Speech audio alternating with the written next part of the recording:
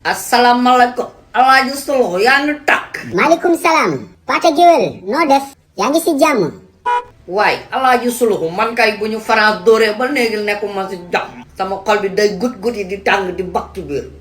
Pate Guewel yow mënoo nekk si jàmm parce que yaa ñu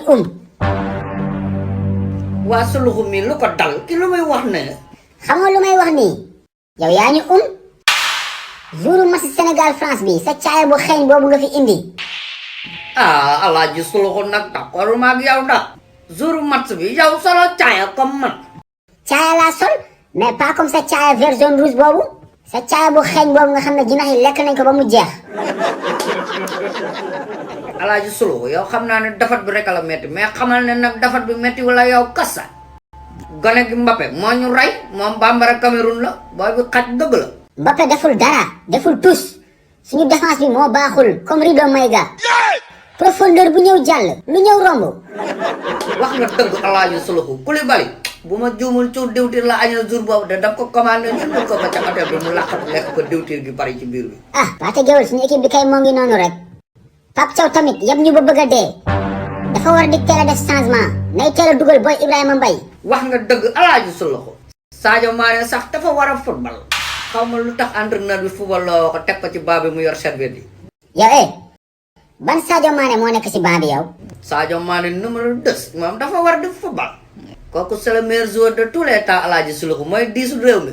waa baax na Pate Guewel tu es libéré mën nga dem. man maa ko def man mi xool ki xamul dara ci football may waxtaan ak moom ci lu jëm ci football. waa Alaaji Sulu yow lan nga bëgg a wax fa. Sadio Mané bi nga wax dafa war a jouer laa la wax. jouer na ba match bi jeex xaw ma 90e minute. Sadio Mané comme Zéna yàlla xam na ne seetlu ma ko ci terrain bi 10 bi gisuma ko. waa Pate Guewel yow foo seetaanee match bi yow. match bi sama kër laa ko seetaan teg sama ataaya sama gerte caaf ak sama mburu libre bu am bër. yow xanaa waxoon keroog sa télé dafa yàqu. sama kër nga bëggoon ñëw seetaan match bi. yow wax nga dëgg de Alaaji Sulu wat man fàtte naa fa laa seetaanee match bi da est-ce que du si bitigu Pape mais bul dem Alaaji Sulu taxawal ñu waxtaanee ko gaañ bul dem.